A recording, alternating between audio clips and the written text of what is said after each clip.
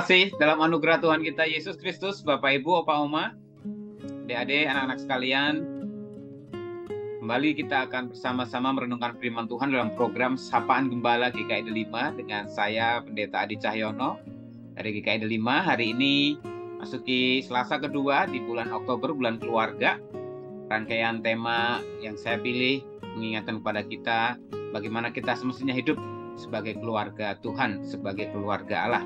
Minggu lalu kita diberikan dasar mengapa kita disebut sebagai keluarga Tuhan, keluarga Allah, karena Kristus sudah mati untuk kita. Dan nasihat selanjutnya bagaimana kita hidup sebagai anak Allah, yaitu bagaimana kita semua saling mengasihi. Firman Tuhan yang menjadi dasar yaitu dari 1 Yohanes 4 ayat 11 dan 12. Sebelumnya mari kita berdoa. Bapa di surga, kami bersyukur kembali akan membaca merenungkan firman Tuhan bersama. Tolonglah kami dengan berkuasa Roh Kudus-Mu. Amin. 1 Yohanes 4 ayat 11 dan 12. Saudara-saudaraku yang kekasih, jika Allah sedemikian mengasihi kita, maka haruslah kita juga saling mengasihi. Tidak ada seorang pun yang pernah melihat Allah. Jika kita saling mengasihi, Allah tetap di dalam kita dan kasih-Nya sempurna di dalam kita. Bapak Ibu, saudara-saudara sekalian, nasihat Yohanes, Rasul Yohanes, penulis kitab ini, merupakan kesaksian Yohanes bagaimana kita hidup sebagai murid-murid Kristus, sebagai orang-orang yang telah ditebus oleh Kristus, sebagai orang-orang yang mempercayai Kristus sebagai Tuhan dan Juru Selamat. Di ayat sebelumnya akan kita temukan juga bahwa Rasul Yohanes mengingatkan untuk kita harus percaya kepada Yesus sebagai Tuhan dan Juru Selamat, maka kita disebut sebagai anak Allah. Dan ada nasihat atau perintah yang kedua, yaitu kita saling mengasihi sebagai bukti bahwa kita adalah anak-anak Allah. Pada bagian pembacaan kita saat ini dengan sangat jelas dan tegas bahwa kalau kita sungguh saling mengasihi, maka Allah itu ada di dalam diri kita. Kata lain yang diungkapkan atau kalimat yang dipakai untuk mengungkapkan itu dikatakan, jika kita saling mengasihi, Allah tetap di dalam kita dan kasih-Nya sempurna di dalam kita. Artinya kalau kita menyatakan kasih kita kepada semua orang dan saling mengasihi, maka di situ menunjukkan bahwa Allah ada di dalam hidup kita, di dalam diri kita. Tapi kalau kita hidup penuh dengan kemarahan, kebencian, itu menunjukkan bahwa Allah tidak ada di dalam diri kita. Pertanyaannya, bagaimana kita mau mengasihi orang yang menyakiti kita, orang yang telah melukai kita, orang yang telah membuat kita bahkan menderita? Justru disitulah titik tolaknya, Bapak Ibu Saudara sekalian. Kasih yang sebenarnya, kasih yang mau terluka, kasih yang mau berkorban, kasih yang sulit dinyatakan ketika ada kemarahan, kebencian, kekecewaan. Hari ini kita diingatkan, kalau engkau bisa mengasihi orang-orang yang mungkin telah dengan sengaja atau tidak sengaja telah menyakiti kita, membuat kita terluka, membuat kita hidup mengalami kesusahan lah paling enggak. Itu menjadi sulit. Tetapi ketika kita menyadari, kalau kita bisa mengasihi mereka, itu adalah kesempurnaan Allah. Artinya ada Allah yang memampukan kita mengasihi orang yang telah membenci kita, orang yang telah menyakiti kita, orang yang telah menyusahkan hidup kita.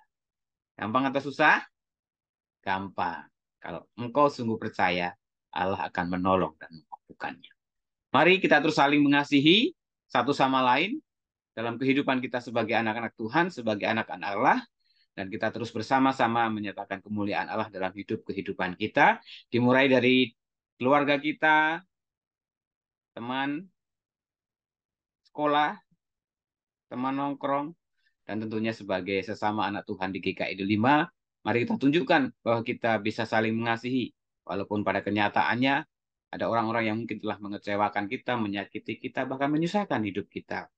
Kita mohon Tuhan Allah yang memampukannya. Tuhan Yesus memberkati. Kita berdoa.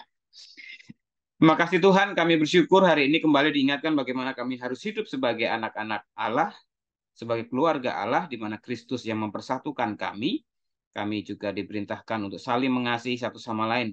Kami sadar Tuhan, kami mudah mengasihi orang yang begitu baik, yang suka memberi, suka menolong kami, tetapi menjadi sulit ketika kami harus mengasihi orang-orang yang telah menyusahkan kami, melukai kami, mengecewakan kami.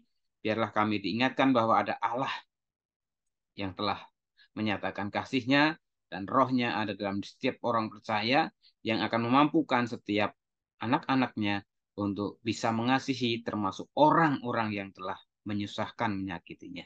Tolonglah kami, anak-anak-Mu, terutama mereka yang harus mendampingi keluarganya, saudaranya yang dalam kelemahan tubuh, sakit, lanjut usia, mendoakan untuk keluarga Bapak Sugono Mahargono, Ibu Nani Mahargono, keluarga Bapak Sutanto Harto, Ibu Titin, keluarga Ibu Nani Pangestu, Bapak Maria Bambang, Oma Heni Cahya, Oma Silvia Intan, Ibu Sumihar, Ibu Sumiati, dan juga Ibu Trisnaningsih. Kami terus memohon penyempurnaan iman daripada Tuhan, bukan hanya untuk mereka yang sakit, menderita karena sakit penyakit yang dirasakan, tetapi keluarga yang merawat, mendampinginya. Terus berikan kasih setia daripada Tuhan untuk mereka dengan sukacita dan dengan penuh ketulusan, mendampingi orang-orang yang terkasih. Kami saat ini juga mau berdoa untuk saudara-saudara kami yang berulang tahun pada tanggal 9 Oktober. Ada Ibu Oti Budiarto, ada Saudara Denny Hartanto Wijaya, ada Resman Napitulu, ada Juan Alexander Timothy, Triguna Raharja, juga pada tanggal 10 ada Ibu Lani Secausada, ada Oktinus Gunarto Mulyo Hartono, ada Pak Fran Sinyal, ada Saudara Mika Christopher Sutanto, ada Bapak Yogi Renaldi. Ialah pertambahan usia di bulan ini, tahun ini membuat mereka semakin dewasa di dalam iman secara khusus. Juga karakter dan pemikiran mereka boleh mewujud nyatakan kasih Tuhan. Memberkati kehidupan rumah tangga keluarga, studi pekerjaan, maupun masa depan mereka. Bapak di surga, kami juga terus berdoa untuk berbagai rangkaian acara bulan keluarga GKI 5, di mana akan diselenggarakan Persekutuan Rayon Gabungan tanggal 14.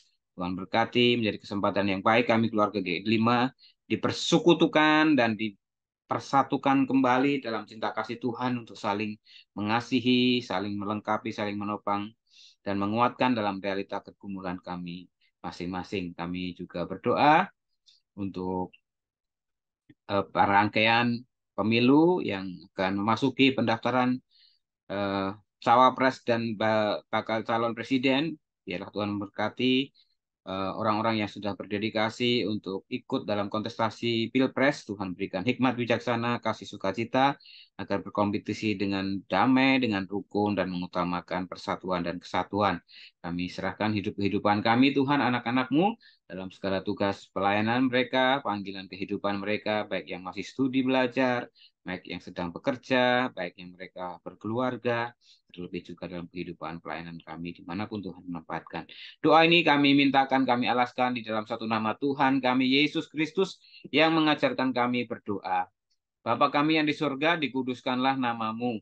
Datanglah kerajaan-Mu, jadilah kehendak-Mu di bumi seperti di surga. Berikanlah kami pada hari ini makanan kami yang secukupnya. Dan ampunilah kami akan kesalahan kami, seperti kami juga mengampuni orang yang bersalah kepada kami. Dan jangan bawa kami ke dalam pencobaan, tapi lepaskan kami daripada yang jahat. Karena Engkau yang punya kerajaan dan kuasa dan kemuliaan sampai selama-lamanya. Saudara, terimalah berkat Tuhan, kasih sukacita, damai sejahtera, hidup rukun dan damai senantiasa memberkati kehidupanmu. Karena kasih setia Allah Bapa, kasih karena Tuhan Yesus Kristus, dan pertolongan Roh Kudus senantiasa menyertai dan memberkati. Amin.